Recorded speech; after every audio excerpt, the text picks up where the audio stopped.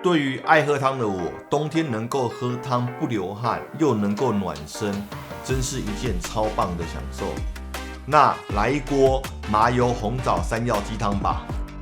首先准备好枸杞、红枣，并且切1/4颗的大白菜，洗干净备用。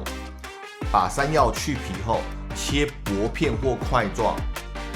老姜切下5到6片。以及1包好事多买的小翅膀鸡腿肉组合包，洗干净擦干备用。在砂锅里面加入食用油，先把姜片爆香，直到姜片边缘微微的卷起来之后呢，加入鸡肉，煎至2面金黄，再加上黑麻油，稍微拌炒一下。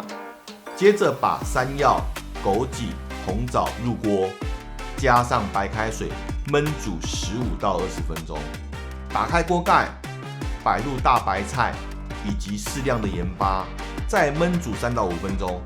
喜欢白菜软烂一点的人，可以再增加焖煮的时间。最后打开锅盖，一锅色香味俱全的麻油红枣山药鸡汤就上桌啦。